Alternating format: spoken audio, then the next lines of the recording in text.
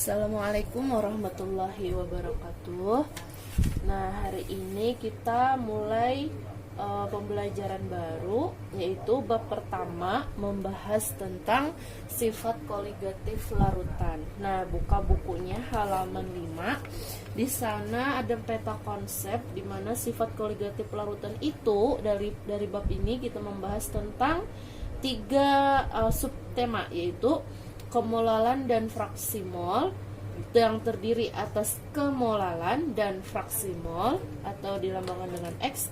Kemudian ada sifat koligatif larutan yang terdiri dari sifat koligatif larutan non elektrolit dan sifat koligatif larutan elektrolit. Kemudian yang terakhir membahas tentang kegunaan sifat koligatif larutan. Nah, yang pertama kita bahas tentang kemolalan dan fraksi mol. Nah, yang pertama kita bahas tentang kemolalan, di mana molalitas itu merupakan satuan konsentrasi yang penting untuk menentukan sifat-sifat yang tergabung dari jumlah partikel dalam larutan. Kemudian molalitas itu didefinisikan sebagai banyaknya mol zat terlarut dalam 1 kg atau 1000 gram pelarut. Berarti dalam 1 mol itu sama dengan 1 kilogram atau 1000 gram dalam zat pelarut.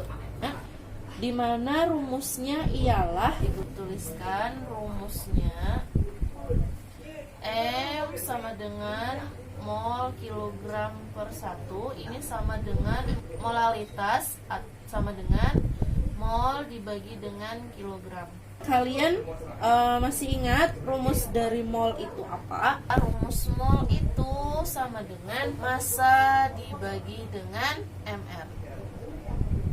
Makanya di sana bisa juga disebutkan rumus molalitas sama dengan M dibagi dengan mR. Yang ini kilogram ini kan sama dengan 1000 per P. P-nya itu adalah massa pelarut. Ini kan kilogram per kilogram, kita kalikan dia menjadi 1000 gram, 1000 per P. P ini adalah zat pelarutnya, massa zat pelarutnya. Nah, kalau M ini adalah massa si terlarut, sedangkan si P ini adalah massa zat pelarutnya. Biasanya itu bersifat air dari massa pelarutnya ini ya. Ini biasanya air. Kalau ini massa terlarut itu biasanya seperti larutan NaCl, larutan H2OS4. Pokoknya selain air, dia merupakan massa dari si zat terlarut. Oke, sehingga rumus biasanya yang dipakaikan untuk kemolalan adalah si M sama dengan M per mR dikali 1000 per V. Di sana ada contoh soal. Tentukan kemolalan 0,4 mol HCl dalam 5 kg air. Nah, di sana yang diketahui pertamanya ialah adanya mol. Nah, di sini langsung diketahui mol. Mol ini sama dengan N. 0,4 mol HCl dalam 5 kg air. Air tadi kalau gram pelarutnya maka dilambangkan dengan P. Air dengan nilai 5 kg air. Nah, yang ditanyakannya ialah molalnya berapa. Penyelesaian. Nah, kita langsung menggunakan rumus yang yang terakhir tadi, yaitu M sama dengan, di sana A ya, kalau ibu biasanya M, massa dibagi dengan mR dikali dengan 1000 dibagi dengan P. Nah, karena dari M dan mR ini merupakan mol, dikali dengan 1000 dibagi dengan P, maka kita langsung molnya ini karena sudah diketahui, makanya jadi 0,4 dikali dengan 1000 dibagi dengan 5 kg. Kita jadikan diagram, maka menjadi 5000 gram. 5.000. Nah, kemudian dapatlah hasilnya 0,08 molar. Oke, ini contoh pertama. Ibu punya soal seperti ini. 18 gram glukosa dilarutkan ke dalam 400 gram air. Berapakah kemolaran larutan glukosa yang terbentuk? Senyawa glukosa itu ialah C6H12O6 dan MR-nya C sama dengan 12, H sama dengan 1, O sama dengan 16. Oke, silahkan dikerjakan. Nah, kemudian ada hubungan kemolaran dan kemolalan. Nah, di sini ada kemolaran dan kemolalan. Di sana yang dimaksud dengan kemolaran ialah menunjukkan jumlah mol suatu zat dalam 1 liter, di mana rumusnya yaitu kemolaran itu dilambangkan dengan huruf M besar sama dengan jumlah mol zat terlarut dibagi dengan 1 liter pelarut. Jadi rumusnya itu ialah mol, jumlah mol dibagi dengan 1 liter pelarut atau volume, atau dengan lambang N dibagi dengan V. Atau lagi, kalau dia diketahui suatu masanya saja dan MR-nya, maka kita ubah lagi dia menjadi massa dibagi dengan MR dan dikalikan dengan 1000 per volume. Volumenya adalah volume suatu volume larutan atau dengan satuan mililiter. Nah, ini rumus dari kemolaran yang berhubungan dengan rumus kemolalan. Nah, ini sudah berhubungan dengan rumus kemolalan. Jika rumus molaritasnya saja mol per volume. Kemudian di sana kemolaran dapat dikonversi menjadi kemolalan dengan mengubah lebih dahulu volume larutan menjadi massa larutan. Kemudian dengan mengetahui massa larutan, barulah kita mengetahui massa zat pelarutnya. Nah, pengubahan volume larutan menjadi massa larutan tersebut memerlukan data massa jenis yang dirumuskan. Lihat di sana massa jenisnya, kita sebut massa jenis dengan Rho sama dengan massa larutan dibagi dengan volume. Nah, seperti itu. Ini rumus awal untuk mengetahui massa jenisnya. Nah, kemudian jika yang ditanyakannya adalah si massa larutan yang ditanyakannya ini, maka kita pindah ruaskan dia akan menjadi seperti ini. Massa larutan sama dengan Rho dikali dengan volume. Oke, kemudian kalau yang ditanyakannya adalah si volume, maka dia dipindahkan ruas lagi menjadi volume sama dengan massa larutan dibagi dengan si massa jenisnya. Nah, di sana ada contoh soal. NaOH merupakan basa kuat yang digunakan sebagai bahan pembuat sabun. Jika terdapat larutan NaOH 2 molaritas, berarti diketahui molaritas NaOH-nya sebanyak 2 molaritas. Kemudian sebanyak 200 ml, berarti volume NaOH-nya sebanyak 200 ml. Kemudian dengan MrNaOH-nya senilai 40, serta massa jenis larutan NaOH, massa jenis larutan NaOH-nya sebesar 1,2 gram per ml. Nah, yang ditanyakannya ialah kemolaran NaOH. Yang ditanyakannya adalah kemolaran NaOH. Nah, bagaimana penyelesaiannya? Kita lihat caranya di sana. Langkah pertama yang kita cari ialah mencari mol NaOH. Kenapa untuk mencari mol NaOH? Karena rumus dari molal itu kan ialah mol dikali dengan 1000 per P. Mol NaOH-nya ialah rumusnya konsentrasi dikali dengan volume. Berarti molaritas ini, konsentrasinya ini dikalikan dengan volumenya. M dikali dengan volume. Sebenarnya dari M kali volume ini untuk mencari mol ini, yaitu rumus dari molaritas itu cuman dipindah ruas rumusnya sehingga dapatlah rumus seperti ini. Nah, molaritasnya senilai 2M dikalikan dengan 200 mili. 200 mili. Nilainya menjadi 400 milimol. 400 milimol. Nah, enggak muat. Mol. Karena dia harus nilainya mol saja, maka kita milimolnya itu dibagi dengan 1000 karena kita kemolkan saja. Jadi 1, 2, 3 berarti 0,4 mol. Dapatlah nilai mol NaOH sebesar 0,4 mol. Kemudian lihat terlebih dahulu kenapa di sana mencari massa NaOH dan massa larutan serta kenapa mencari massa air atau pelarut.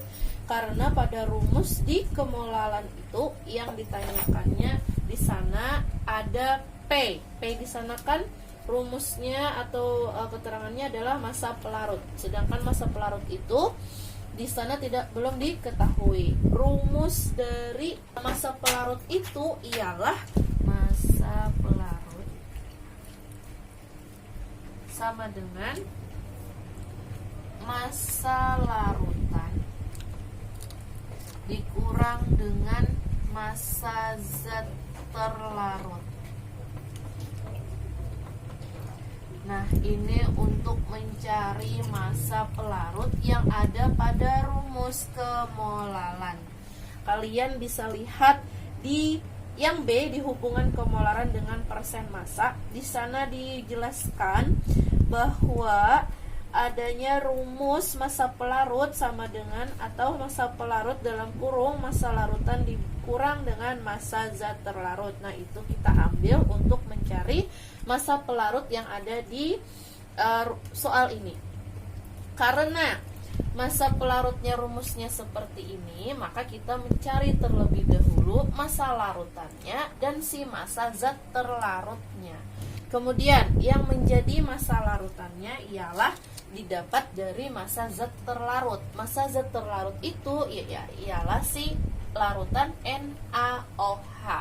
Makanya di sana kita cari terlebih dahulu massa NaOH-nya. Massa NaOH di sini rumusnya ialah mol dikali mR. Mol dikali dengan mR. Rumus ini didapat dari rumus mol yang pertama, rumus mol N sama dengan massa per mR. Nah, yang ini kita pindah ruaskan dia. Kalau kita mencari massanya berarti mR-nya dikali dengan mol atau molnya dikali dengan mR. Oke, paham? Kemudian kita hitung mol yang didapat tadi ialah 0,4 dikali dengan mR. MR-nya sebesar 40. 0,4 dikali dengan 40 nilainya sebesar 16 gram. Nah, didapatlah kita massa NaOH-nya, massa zat terlarutnya. Kemudian untuk massa larutannya, yang massa jenis tadi kan Rho sama dengan M per P. Jika kita cari massa larutannya, maka rumusnya adalah Rho dikali dengan V. Oke, berarti volume dikali dengan Rho, atau Rho dikali dengan V sama saja. Kemudian masukkan rumusnya. Volumenya tadi sebesar 200 mililiter. Kemudian dikalikan dengan Rho-nya tadi sebesar 1,2 kg per mililiter. Kemudian hasil dari 200 dikali 1,2 sebesar 240 gram, dimana miliknya ini habis, maka nilainya 240 gram. Nah, kelihatan aja kan ya. Nah, karena sudah didapat nilai dari massa zat terlarut dan massa larutannya, maka kita baru bisa mencari si Pi-nya, yaitu dengan rumus massa larutan dikurang dengan massa NaOH. Tadi nilai massa larutannya sebesar 240 gram. Kemudian dikurang dengan si massa NaOH-nya sebesar 16 gram. Maka hasilnya menjadi 224 gram. Nah, sampai sini paham? Kemudian karena semua sudah diketahui, maka kita hitung kemolalannya, di mana molal dari NaOH-nya sama dengan mol dikali dengan 1000 gram per P. Molnya sebesar 0,4 dikali dengan 1000 dibagi dengan 224. Hitung 0,4 dikali 1000 dibagi dengan 224, nilainya sebesar 1,786 molalitas. Dapatlah hasilnya. Oke, paham? Kemudian yang hubungan kemolaran dan persen massa. Persen massa adalah jumlah garam zat terlarut dalam 100 gram massa larutan. Nah, di mana rumusnya di sana persen Za, misalkan Za atau persen zat suatu larutan sama dengan massa zat larutan dibagi dengan massa larutan dikali dengan 100%. Persen Za dibagi sama dengan massa zat dibagi dengan massa larutan dikali dengan 100%. Nah, kemudian di sana ada rumus yang Ibu jelaskan di yang hubungan kemolaran dengan kemolalan tadi. Yang mencari massa pelarut itu sama dengan massa larutan dikurang dengan massa zat terlarut. Nah, di sini nanti di dalam perhitungan contoh soal kita akan bahas. Nah, di mana total untuk memudahkan perhitungan total massa larutan perlu dimisalkan sebesar 100 gram atau 1000 gram ya di situ. Nah, kita masuk ke contoh soal. Nah, jika terdapat larutan NaOH, diketahui jika didapat sana larutan NaOH 1,5 molal dari NaOH itu sebesar 1,5 molal. Dan diketahui MR-nya sebesar 40, MR NaOH-nya sebesar 40. Maka tentukan persen massa larutan NaOH. Yang ditanyakannya adalah persen massa dari NaOH. Penyelesaian. Coba lihat di sana, rumus yang digunakan di sana adalah persen NaOH sama dengan massa NaOH dibagi dengan massa NaOH plus massa air. Kenapa di sana ditulis massa NaOH plus massa air? Karena massa larutan di sana memiliki rumus massa larutan sama dengan massa air ditambah dengan massa zat terlarutnya. Nah, Ibu tuliskan terlebih dahulu. Rumus pertama, dari rumus pertama Ibu tuliskan untuk massa pelarut, kata Ibu massa pelarut itu sama dengan massa air, oke? Massa pelarutnya itu sama dengan massa larutan dikurang dengan massa zat terlarut. Kemudian kalau di sana yang dicarinya ialah massa larutan nih, massa larutan. Maka kita pindah ruaskan dia menjadi massa zat terlarut ditambah dengan massa pelarut. Oke, bisa ya. Pindah ruas. Oke. Nah, makanya yang digunakan pada rumus di sana untuk menentukan persen NaOH, massa dari NaOH dibagi dengan massa NaOH, massa si zat terlarut ditambah dengan massa si air atau pelarut dikali dengan 100%. Kemudian di sana tadi dimisalkan massa air itu diibaratkan nilainya sebesar 1000 gram. Tadi diibaratkan nilainya 1000 gram. Nah, untuk mendapatkan rumus ini sudah paham, oke? Nah, kemudian untuk selanjutnya kita mencari massa si NaOH-nya terlebih dahulu. Misal Ibu bikin catatan di sini, massa NaOH itu didapat dari mol dikali dengan mR. Kemudian molnya sebesar 1,5 mol dikali dengan 40. Nilainya menjadi 60 gram. Kemudian barulah kita masukkan dia ke dalam rumus yang tadi. Massanya senilai 60 gram dibagi dengan massa NaOH ditambah dengan massa airnya 1000 gram dikali dengan 100%. Oke, kemudian hitung terlebih dahulu. 60 ditambah dengan 1000 menjadi 1060. Kemudian 60 dikali dengan 100 dibagi lagi dengan 1060, maka hasilnya didapat sebesar 5,66%. Oke, dapatlah nilai dari persen NaOH-nya. Paham? Nah, kemudian pembahasan kita yang terakhir yaitu fraksi mol atau dilambangkan dengan X.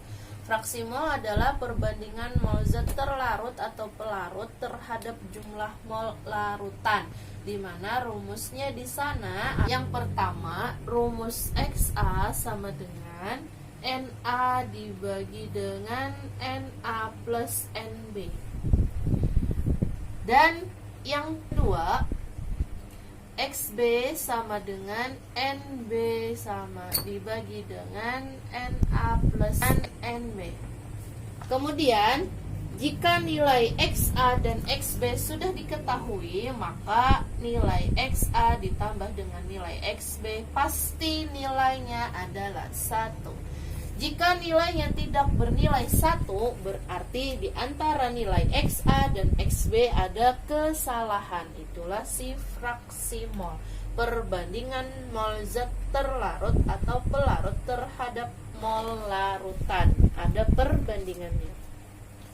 Nah, di mana Na itu adalah jumlah mol terlarut. Nah, ini adalah fraksi mol terlarut.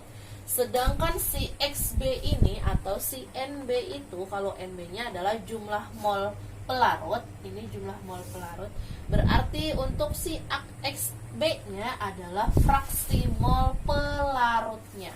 Nah, kemudian untuk perbandingannya, jika si fraksi mol terlarut ditambah dengan fraksi mol pelarut, maka nilainya adalah 1. Kita lihat contoh soalnya. Larutan glukosa dibuat dengan melarutkan 27 gram glukosa. Berarti diketahui yang pertama massa dari glukosa itu sebesar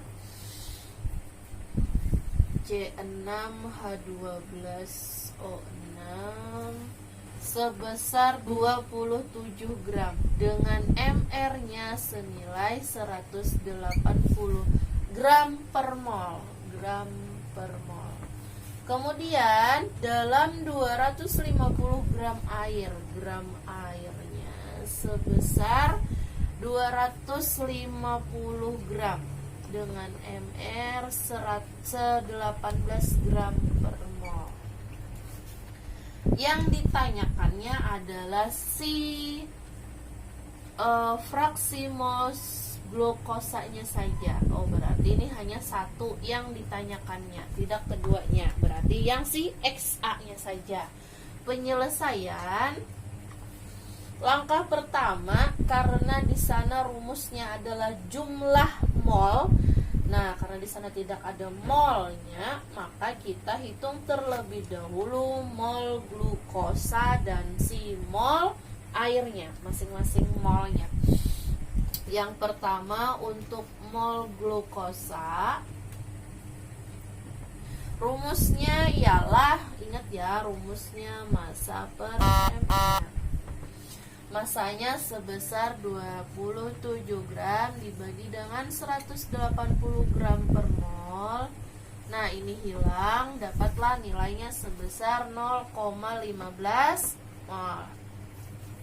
Kemudian langkah kedua, mencari mol si H2O atau air, di mana massa per mR sama dengan masanya sebesar 250 gram per mR-nya 18 gram per mol. Nah, sama, ini hilang, sama dengan nilainya sebesar 13,889 mol. Nah, karena sudah masing-masing mol diketahui, baru kita hitung si fraksi mol glukosanya. Berarti XC6H12O6 sama dengan mol si C6H12O6-nya dibagi dengan mol C6H12O6 ditambah dengan mol H2O sama dengan 0,15 dibagi dengan 0,15 ditambah dengan 13,89, maka hasil nilainya adalah 0,011. Inilah nilai dari fraksi mol C6H12O6. Jika kalian mau menghitung dari si H2O-nya, H2O berarti di sini mol H2O dibagi dengan mol C6H12O6 ditambah dengan mol H2O sama dengan 1389 dibagi dengan 0,15 ditambah dengan 1389, maka hasilnya ialah nilainya sebesar 0,989. Kalau kita bulatkan, dia akan menjadi 0,99. Kalau kita hitung XA plus XB nya, harusnya nilainya adalah 1. XA nya tadi 0,011 ditambah dengan 0,99, hasilnya akan menjadi 1,001. Jika kita ubah, dia akan menjadi 1. Berarti nilai dari fraksi mol kita adalah benar. Nah, ini soalnya 0,05 mol NaCl dilarutkan ke dalam 9,9 mol air. Tentukan fraksi mol masing-masing serta buktikan kebenaran dari fraksi mol tersebut. Nah, nanti jika sudah diketahui ini masing-masing fraksi molnya, tambahkan apakah nilai hasil akhirnya adalah 1. Oke, sampai sini dulu Ibu jelaskan. Terima kasih banyak, semoga kalian paham. Assalamualaikum warahmatullahi wabarakatuh.